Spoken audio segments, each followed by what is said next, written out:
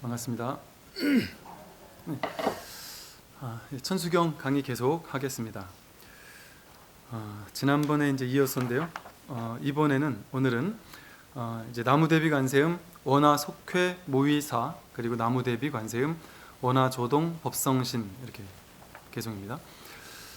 자비로운 관세음 보살님께 지심으로 귀하오니 돌아가오니 원컨대 원화 속회 무의사 원화건대 속히 무의의 집에서 어서 속히 만나지이다 이런 얘기입니다.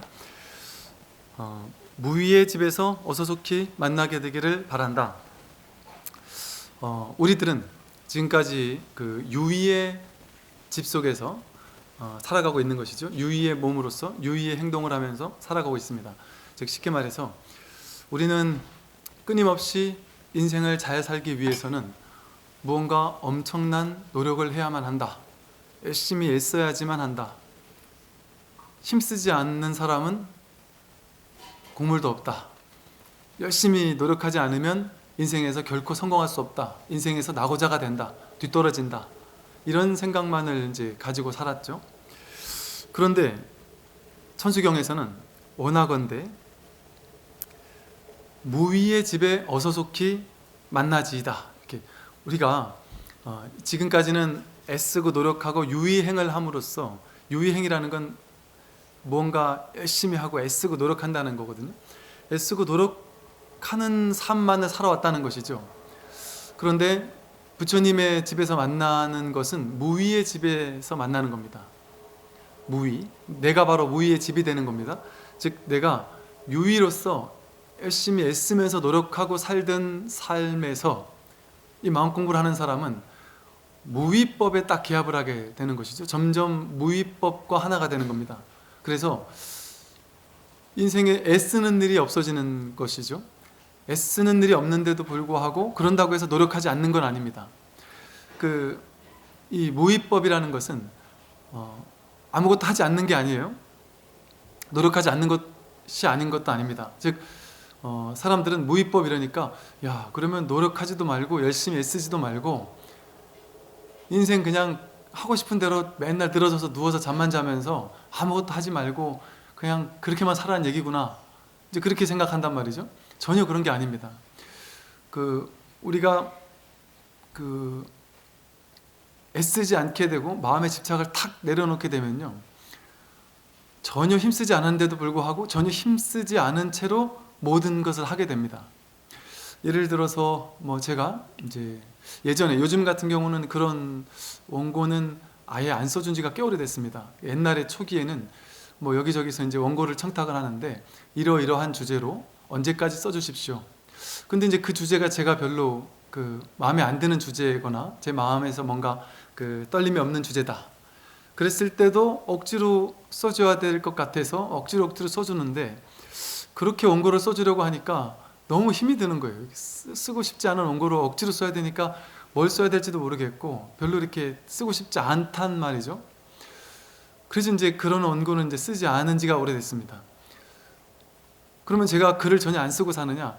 예를 들어 정말 제가 마음속에서 어떤 영감이 생겨났다든지 뭔가 쓰고 싶은 이야기가 있을 때 그냥 이렇게 쓰게 되면 전혀 하나도 힘들이지 않고 아무런 힘들이지 않고 그냥 자판 위에 손만 올려놨을 뿐인데 그냥 저절로 이렇게 막 이렇게 써지는 것 같은, 전혀 힘쓰지 않았는데도 그냥 글 한 페이지 쓰기도 그렇게 어려웠었다가도 내가 한다라는 애쓰는 마음이 사라지면 그냥 되게 자연스럽게 글이 써지는 것이죠. 애써서 반드시 해야 된다라는 생각이 없을 때 오히려 더 자연스럽게 써지는 것이죠. 이제 군인분들도 그런 얘기를 하십니다. 신기하게도 내가 이렇게 지휘관으로 있을 때는 이게 책임의식이 있고 막 주인의식이 있고 하다 보니까 막 밤새서 이렇게 막 훈련장에 나가고 이 초소에 가서 장병들 위로하고 끊임없이 다녀도 전혀 피곤한지를 모른다는 거예요. 그런데 이상하게 저 밑에 이제 좀 참모를 하거나 저 밑에 있는 이제 윗사람의 말을 듣고서 생활할 때는 이상하게 내가 지휘관할 때하고는 좀 다르다 이런 얘기를 하거든요. 내가 뭔가 딱 주인의식이 있을 때라든지 뭔가 내가 애쓰지 않아도 저절로 이렇게 되는 일들이 사실은 대부분입니다. 사실은 대부분이라기보다도 우리 삶이라는 것은 이제 이 현대 사회가 세상 사람들한테 유의적으로 무언가를 많이 하도록 이렇게 장치를 마련해 놨다 보니까, 예를 들면 유치원생들은 유치원을 가야 된다, 초등학생, 중학생, 고등학생은 학교 가서 이러이러한 걸 공부해야 된다 하는 그런 장치를 마련해 놨다 보니까 어쩔 수 없이 그런 나이 때는 뭐 그런 것을 따라 할 수밖에 없는 것이죠. 그런데 삶을 사는 가장 본질적인 삶에서 본다면 막 애써야지만 사라지는 게 아닙니다. 애쓰지 않아도 저절로 우리 삶은 그냥 사라지거든요. 야, 내가 그 일을 시간이 지나고 되돌아보면, 야, 내가 그 일을 어떻게 그때는 했었지? 지금 생각하면 이해할 수 없다, 끔찍하다, 뭐 이렇게 생각하는 것도 그 당시는 어떻게 잘 헤쳐왔거든요. 미래에 있을 좀 되게 힘든 일일 것 같아서 너무너무 힘이 들고 근심 걱정이 있는데, 이상하게 그때 가면 또 그게 해집니다. 가만히 우리 삶을 되돌아보면 그냥 저절로 이루어지는구나 하는 것들이 대부분입니다. 저 성경에도 그런 얘기가 나오거든요. 하늘에 나는 새는 직업을 가지고 있는 것도 아니고 열심히 뭔가를 하려고 성공하려고 애쓰려고 노력하는 것도 아닌데 저절로 매 끼니 밥을 먹고 산다. 사람도 마찬가지거든요. 내가 그렇게 애쓰지 않아도 저절로 숨을 쉬고 살잖아요. 숨만 한번 못 쉬면 죽는데 저절로 숨이 쉬어지고, 밥을 먹고 나서 저절로 알아서 소화를 시키게 되고, 또 화장실을 가고 싶으면 저절로 알아서 화장실을 가게 되고, 또 졸리게 되면 저절로 자게 됩니다. 그리고 또 깰 때쯤이 되면 저절로 알아서 깨요. 이 몸이라는 것을 가만히 살펴보면 신기하게도 모든 것을 알아서 합니다. 알아서. 내가 막 애써서 하지 않아도 지 혼자 알아서 살 길을 가서 사는 것이죠. 이렇게 사는 것, 이렇게 무위법으로서 사는 것이 가장 본질적인 삶입니다. 그럼 무위법으로 산다고 해서 아무것도 안 하는 것이 아니라 가슴이 시키는 일이 있단 말이죠. 내가 이 가슴 뛰는 삶, 전혀 애쓰지 않더라도 저절로 하게 되는 삶이 있습니다. 그건 열심히 애써야지만 하는 게 아니라 그냥 물 흐르듯이 인연 따라 그냥 사는 것이죠. 그래서 그런 얘기가 있습니다. 이게 공부를 많이 한 스님들, 큰 스님들은, 깨달음을 얻은 분들이나 이런 분들은 그렇다고 해서 삶을 안 사는 것은 아니다. 어떻게 사느냐? 그냥 인연 따라 인연에 내맡길 뿐이다. 그냥 인연 따라 흘러갈 뿐이다. 마치 이 나무 한 자락이, 이 나뭇가지 하나가 강물에 툭 떨어뜨려져 있으면 강물의 흐름 따라서 아무 힘을 뺀 채 그냥 강물 따라 이렇게 흘러가듯이, 힘을 뺐지만 강물 따라 흘러가지거든요. 갈 길을 따라가진다는 것이죠. 그것처럼 공부를 한 사람은 수다원가라는 것도 그것인데요. 흐름에 든다. 인연의 흐름에 그냥 들어서 전혀 힘쓰지 않았는데도 삶이 저절로 살려지는 것이죠. 내가 내 인생을 열심히 사는 게 아니라 삶은 살려지고 있습니다. 이 장대한 이 우주 법계가, 이 삶이라는 거대한 무수한 어떤 인연법에 따른 무궁무진한 어떤 수많은 인연들이 우리를 끊임없이 살게 만들어주고 있어요. 살려주고 있습니다. 내가 잘나서 사는 게 아니라 나 아닌 것들이 없으면 나는 있을 수가 없습니다. 나 아닌 수많은 것들이, 햇볕이 나를 살려주고 있고, 풀 한 포기 나무 한 그루가 나를 살려주고 있고, 이 공기가 나를 살려주고 있고, 또 공기가 있어도 내가 숨을 이렇게 들이쉬는 법을 모르면 그냥 바로 아마 죽을 거거든요. 근데 신기하게도 이 코에서 호흡이 들어오고 나가는 것을 내가 의식한 적이 없는데도 불구하고 단 한 번도 오작동을 일으키지 않고 이렇게 숨이 계속 쉬어진다는 것이죠. 이 모든 것들이 인연 따라 저절로 이루어집니다.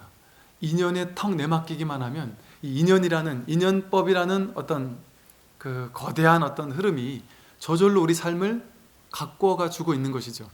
그래서 이 공부한 사람은 삶이 되게 가볍다고 하잖아요. 무게감이 딱 사라져 버립니다. 근데 그렇다고 해서 일을 안 하는 건 아니죠. 뭐든지 다 합니다. 그런데 인연 따라서 그냥 인연 내맡기고 하는 것이죠. 예를 들면 그런 것이죠. 예를 들어 이제 여러분이 아니면 여러분 남편이나 여러분이 공부를 하다가 자기 성품을 확인하고 깨달았다. 그러면 옛날 같으면 남편하고 사사건건 부딪히고 자식들하고 사사건건 부딪혀서 이렇게 해야 되냐 저렇게 해야 되냐, 야 이것 좀 도와줘라 저것 좀 도와줘라 하면은 안 도와준다라면 사사건건 막 화가 나고 짜증스럽고, 이 남편이 말이죠. 또 지금은 예를 들어 이제 정년퇴직했다. 정년퇴직해서 집에 와가지고 옛날엔 돈이라도 벌었는데 이제는 돈도 안 벌고 집에서 맨날 밥 해달라고 하면서 뭐 일 좀 도와달라면 도와주지도 않고, 그럼 막 계속 화가 나고 짜증이 나고, 그래서 화가 나는 게 쌓인단 말이죠, 마음속에. 그런데 이제 공부를 해서 자기 성품을 확인하게 되면 이를테면 이렇게 바뀌는 것이죠.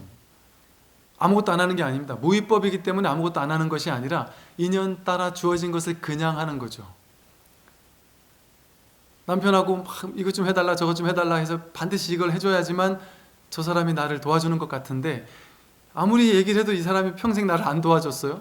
그럼 이제는 이게 그냥 인연인갑다 하고 그냥 내버려 둔다는 것이죠. 그것까지 막 마음 상하면서 계속 싸우지 않고, 남자들 같으면 마누라가 이거 해라 저거 해라 막 하다가 옛날에는 내가 왜 이걸 해야 되냐 막 싸우다가도 이제 나중에는 이제 인연 따라 그럼 하라면 하고 시키면 시키는 대로 하고, 그 편안하게 그냥 흘러간다는 거죠. 뭐가 정해진 어떤 답이거나 이렇지 않지 않습니까? 그래서 주어진 삶에서 그저 주어진 삶을 인연 따라서 사는 것이죠. 그래서 인연은 받아들이고 집착은 놓아버려라, 뭐 이런 얘기가 있거든요. 인연 따라 주어진 대로 이렇게 살게 되면, 물 흐르듯이 턱 내맡기고 살게 되면 그냥 무위법으로서 애쓰지 않고 저절로 삶이 그대로 생동감 있게 사라지게 됩니다. 온 우주법계가 나를 저절로 먹여 살리는구나. 그래서 이게 내가 사는 것이 아니구나.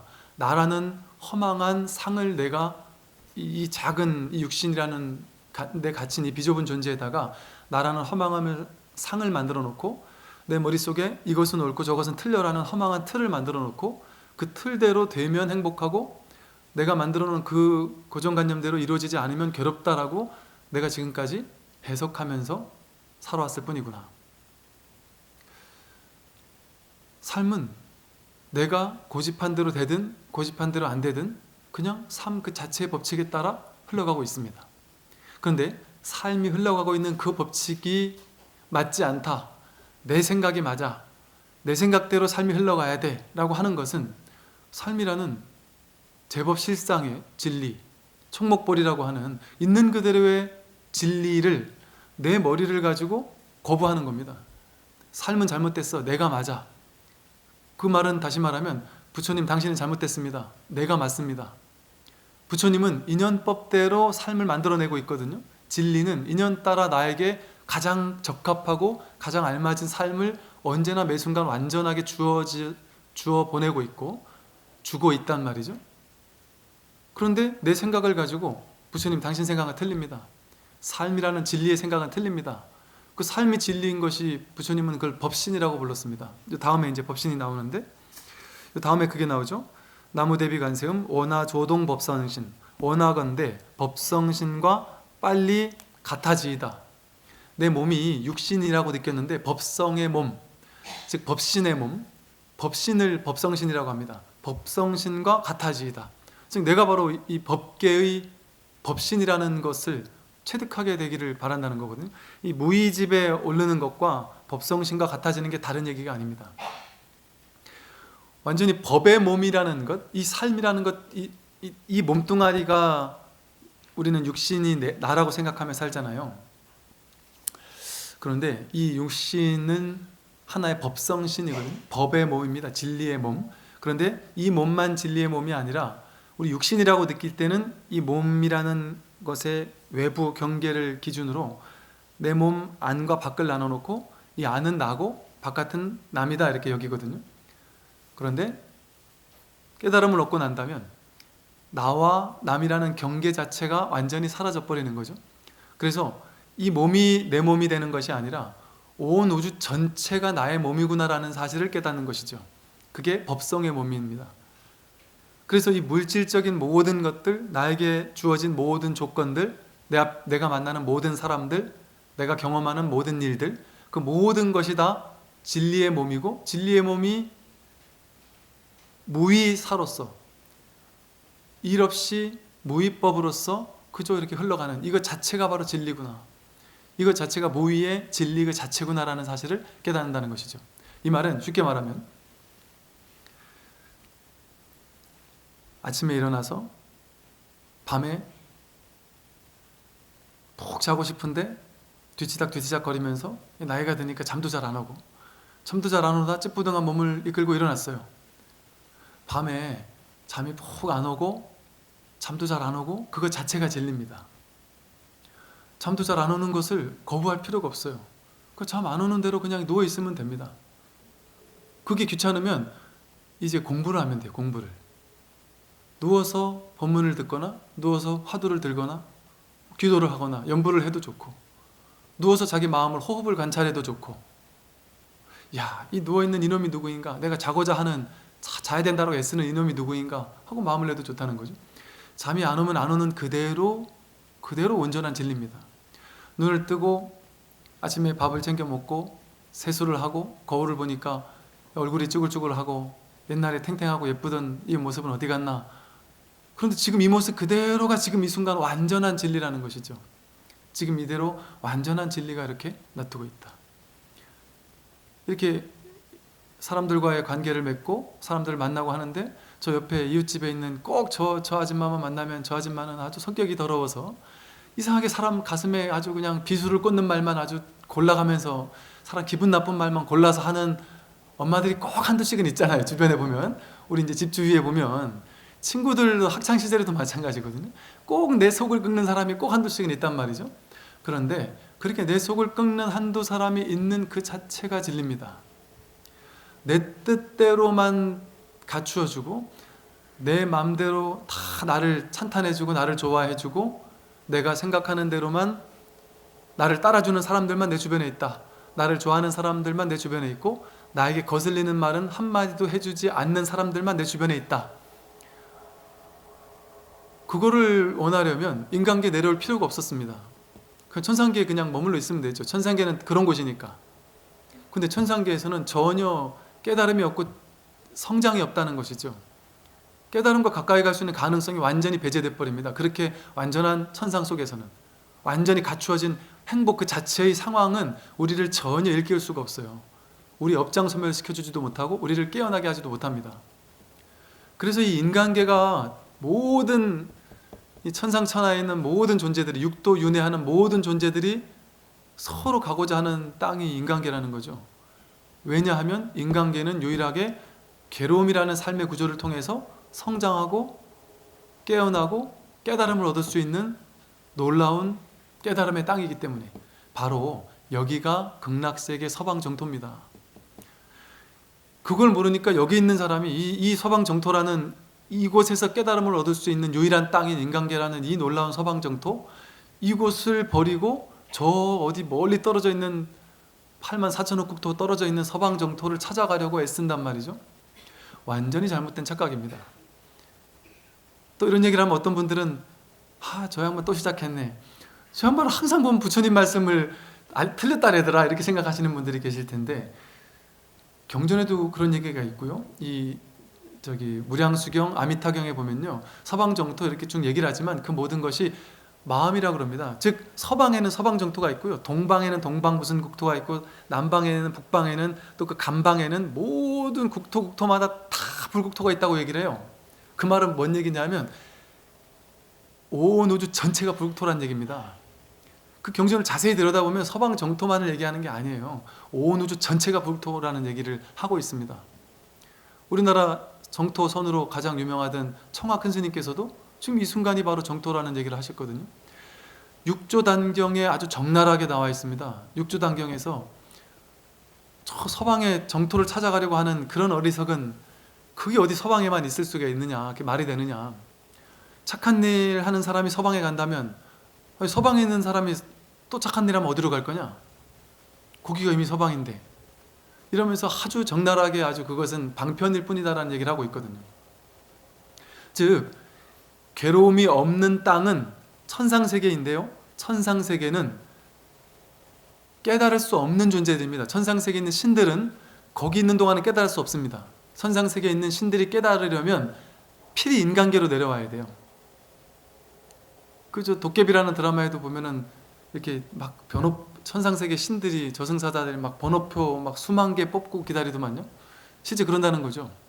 그래서 인간계에 와야지만 여기서 고를 통한, 괴로움을 통한 깨달음, 너무 괴로우니까 이 괴로움에서 벗어나야 되겠다라는 생각이 누구나 있다는 것이죠. 괴로움에서 벗어나야 되겠다라는 생각이 바로 발심입니다. 불교는 깨닫겠다라는 게 발심이 아니고 내가 부처돼야지 하는 게 발심이 아니고요. 부처돼야지라는 말은 괴로움을 없애야지, 근원적인 모든 괴로움을 없애야지. 나는 여러분들이 이제 우리 노보살님들 연세가 이제 점점 들어가시고 보니까 우리 열심히 나오는 보살님들 중에는 90이 이제 막 되시고 이러신 분들도 계시고 87세 되신 보살님들도 계시고 하신데 법당에 이렇게 열심히 나오신단 말이죠. 나오시면서 아마 연세가 드시면 드실수록 아마도 정말 이 생에서 내가 무엇을 해야 되는지, 정말 이 생에서 가장 가치 있는 일이 무엇인지, 내가 죽음 앞에 정말 두려워하지 않을 수 있는, 죽음과 내가 딱 마주할 때 내가 거기서 정말 하나도 두려움에 떨지 않을 수 있는, 이제 인생에서 돈 벌고 명예, 권력, 지위 이게 그렇게 중요하겠습니까? 삶에서 가장 본질적이 무엇인지 그런 것들을 가장 이제 관심사가 아닐 수가 없거든요. 즉 우리에게 가장 중요한 것은 늙고 병들고 죽는다라는, 결국엔 죽을 수밖에 없다라는 이 근원적인 괴로움을 해결하는 일입니다. 이 괴로움을 해결하려면 그때 가서는 늦어요. 죽음 앞에 가가지고 해결하려고 하면은 당장 죽음이 나를 집어삼키기 때문에 그 자리에서 해결하기가 쉽지가 않습니다. 그래서 살아있을 때 빨리 이 괴로움의 문제를 해결해야 된다는 것이죠. 근데 이 괴로움의 문제를 살아있을 때 해결하려면 젊었을 때 너무 승승장구하고 잘 나가고 돈도 많고 모든 사람이 나를 찬탄하고 괴로움의 요소가 없으면 깨어나겠다는, 괴로움에서 벗어나야 되겠다라는 이 발심을 하지 않습니다. 그러니까 이 세상은, 이 지구라는 별은, 인간계라는 땅은 부처님이 아주 귀한 땅이라고 이렇게 말씀하셨는데 이 인간의 몸 받아 태어난다는 것이 얼마나 어려운 일인지 모른다. 너무나도 어려운 그 관문을 뚫고 인간계로 겨우 태어나서, 인간계 한 70억 인구가 인간계에 태어났는데, 지구별에 태어났는데 이 수많은 사람들 가운데 불교를 깊이 공부하는 사람은 불과 얼마 될까요? 별로 되지 않습니다. 그런데 또 그 중에도 기복적인 종교를 행하는 사람들도 또 얼마나 많겠습니까? 바른 법을 공부하겠다라는 마음을, 깨달음에 발심을 하는 사람을 찾기는 정말 하늘의 별 따기로 적은 것이죠. 그래서 이 발심을 하기 위해서 괴로움이 없으면 발심을 할 수가 없습니다. 즉 우리가 인간계에 온 이유는 괴로워하기 위해서입니다. 괴로움을 경험하기 위해서입니다. 괴로움을 마주하기 위해서입니다. 그래서 괴로움이 온 것 자체가 나를 괴롭히기 온 것이 아니라 진리로서 온 거예요. 진리로서 나를 돕기 위해서, 내가 그토록 발언했던 발언을 이루게 해주기 위해서, 그 발심을 더욱더 견고하게 해주기 위해서 괴로움이라는 조건이 내 인생에 등장한 것이죠. 그러니까 남들이 나를 욕한다, 저 옆집 아줌마가 자꾸 나를 속을 긁는 얘기를 한다, 그런 일이 없는 삶이 뭐랄까 평탄한 삶이라는 것은 거꾸로 아주 그 깨달음의 가능성이 없는 삶입니다. 너무 평탄하고 너무 승승장구만 하게 되면 전혀 깨달음의 가능성은 완전히 떨어져 버립니다. 그런데 괴로움 사건 사고들이 인생에서 양념처럼 곳곳에 등장하는 그런 것 자체가 바로 이 땅의 진리이고, 내가 그 진리를 통해서, 이 괴로움을 통해서, 괴로운 삶 그 자체를 통해서 깨달을 수 있고 성장할 수 있는 곳이라는 것을 알려주는 것이죠. 그래서 신기하게도 괴로움에서 벗어나려고 막 발버둥치고, 내가 원하는 대로 이루려고 발버둥치고, 원하지 않는 것을 버리려고 막 애쓰게 되면 그 괴로운 조건과 싸워야 됩니다. 싸워 이길 수가 없어요. 괴로운 조건 자체가 부처님의 진리 실상이 나온 건데, 즉 삶과 싸우려고 들면 내가 부처님과 싸우겠다는 것과 똑같은 거예요. 그러니까 괴로움을 없애려고 막 기를 쓰고 애를 쓰고 그렇게 살 것이 아니라 삶 자체가 부처니까 내가 부처와 하나 돼버리면 끝나는 문제입니다. 이거는.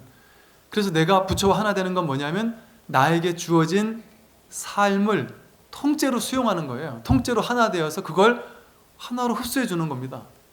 나라는 존재 위를 삶이 흘러가도록, 통과해 가도록, 지나가도록 허용해 주는 것이죠. 그걸 다른 말로 하면 삶을 받아들여라, 허용해라, 이렇게 표현할 수도 있는 것이죠. 즉 괴로움이 올 때 괴로움을 없애려고 드는 사람은 내 인생에서 요것만 없으면 내 인생은 정말 행복할 것 같다 라고 느끼면서 요거를 없애려고 막 애를 쓰게 되면 그 애쓰는 마음이 유의법이 되어가지고 그걸 없애는 방향으로 인생을 만들어가기 위해서 엄청 애쓰게 됩니다. 아주 힘들어요. 삶을 사는 게 너무 힘들어요. 노보사님들 같은 경우는 내가 몸이 어디가 안 좋으면 그 안 좋은 거 요것만 없으면 내가 정말 행복할 텐데 하면서 이걸 이 아픈 것이 없어지기만을 간절하게 바라면서 산단 말이죠. 근데 그걸 없애려고 막 그냥 없애려고 애쓰면서 살면 없어지지가 않습니다. 근데 그 병과 그냥 같이 살자. 왔으니까 네가 어차피 왔으니까 나랑 같이 살자. 그리고 니도 나고 내가 너고 이게 부처님이 보낸 건데 진리가 보낸 건데 내가 같이 살아줄게. 너를 거부하지 않겠다. 있다가 있고 싶을 만큼 있다가 가도 좋고 안 가도 좋고 같이 살아버리자. 이렇게 하는 것이죠. 그러면 문제가 되지 않는다는 것이죠. 그게 내가 에너지를 낭비를 하지 않게 됩니다. 그 병으로 인해서 병과 싸우지 않기 때문에 에너지를 낭비하지 않게 돼요. 그런데 오히려 더 좋아지게 됩니다. 그 병은 나에게 경험되기 위해서 온 거거든요. 즉 내가 그 병을 경험하기 위해서 병이 나에게 온 거잖아요.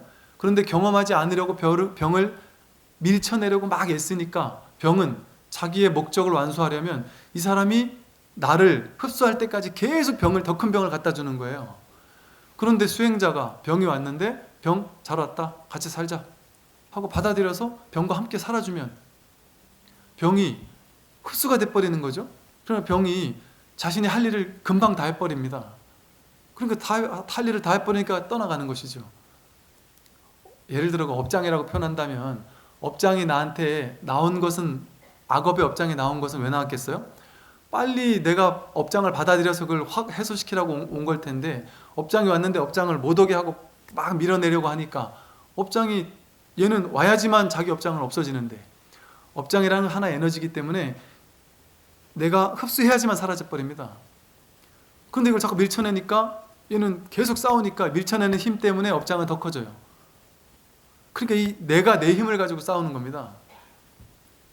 업장도 내 마음 안에 있는 것이고 이걸 밀쳐내는 것도 내 마음이니까 내가 나 자신과 싸우니까 아무리 싸워봐야 점점 더 힘만 빠질 뿐이죠. 여러분 저는 이제 여러분들이 보시기에 이제 저는 젊다 보니까 스님이야 좀 몸이 안 좋지 않으니까 건강하니까 우리 같이 아픈 사람은 마음을 모르십니다 이렇게 얘기를 하시던데 저도 20대 때부터 불치병이 몇 가지 있었습니다. 비염, 축농증 이게 정말 심각한 불치병이었고요. 이게 20대 때는 너무 심하게 알았어요. 환절기 때만 되면 너무너무 심했습니다. 한번 누우면 정말 이렇게 두꺼운 요를 깔고 있는데 그 요가 전체가 이불 요가 전부 다가 막 흠뻑 젖었을 적도 있었을 정도로 어떻게 사람 몸에서 이렇게 땀이 많이 날 수 있지 싶을 정도로 막 그랬었어요. 너무 심했습니다. 이게 코가 안 좋으니까 눈이 너무 아파서 맨날 눈을 막 비비니까 눈이 막 이만큼 충혈돼서 살고 엄청 힘들었어요. 근데다가 제가 어릴 때 허리가 삐끗해가지고 허리가 되게 안 좋았습니다. 그래서 뭐 축구하다가 옆에 사람 조금만 부딪혀도 허리가 되게 아팠었어요. 그리고 예전에 또 산행을 좀 워낙 심하게 하다가 오른쪽 무릎도 좀 안 좋아가지고 어디 산에 올라가면 내려올 때 오른쪽 무릎이 되게 아팠어요. 이게 너무 스트레스였다는 것이죠. 그 어느 순간 부처님 공부를 하다 보니까 내가 이 병을 문제라고 생각하면서 이 병과 싸우고 있었구나라는 사실을 알았습니다. 그러다 보니까 이 비염이 올까봐 막 걱정스럽고 안 와야 되는데 하고 막 걱정하고 이러는 삶을 살더라고요. 어느 순간 오케이, 너희들이 나에게 온 것은 그 이유가 있어 온 것이고 그 자체가 진리로서 온 것이니까 같이 살자. 난 너희들 없앨 마음이 없다. 오케이, 평생 같이 가자.